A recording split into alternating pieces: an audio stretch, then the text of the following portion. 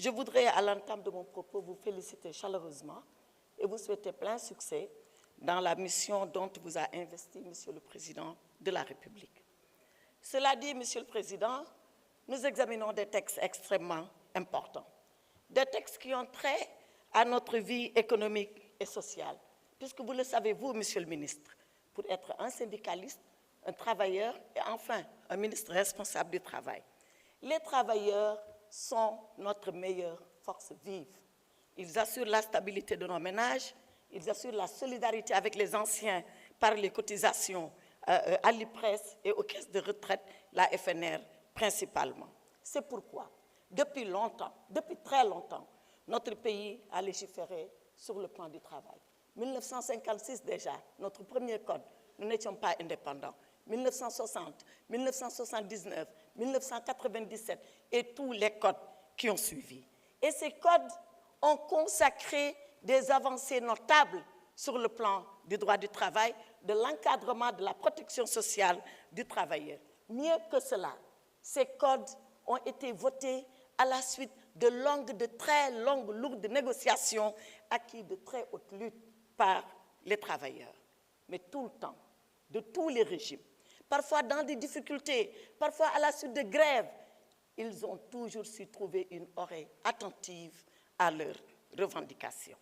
Je le dis parce que, à l'instar du groupe parlementaire de la majorité, j'ai rencontré les syndicats et les travailleurs. Le groupe Takku Wallu les a rencontrés à leur demande.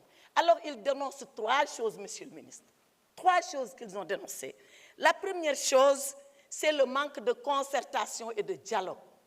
Ces travailleurs ont estimé que vous ne les avez pas suffisamment écoutés. Si vous les avez écoutés, vous ne les avez pas entendus. Si vous les avez entendus, vous n'avez tiré aucune conséquence de ce qu'ils vous ont dit. Pourtant, le dialogue n'est pas une volonté relevant du libre arbitre du gouvernement. La convention de l'OIT, que vous connaissez mieux que moi, vous impose de dialoguer. Toutes les chartes, toutes les conventions auxquelles le Sénégal est parti vous imposent, vous recommandent ce dialogue, ces négociations, parce que cela est nécessaire dans l'apaisement du climat social.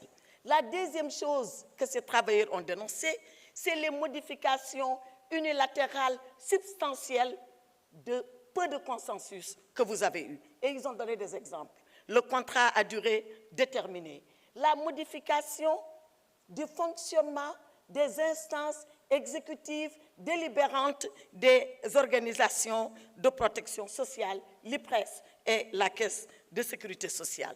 Le travail journalier, le travail occasionnel. Ils ont estimé que sur tous ces points, vous avez eu des accords, mais qu'en définitive, les textes qui ont été présentés sont loin de rejoindre les accords qui avaient été convenus. Et c'est la troisième dénonciation.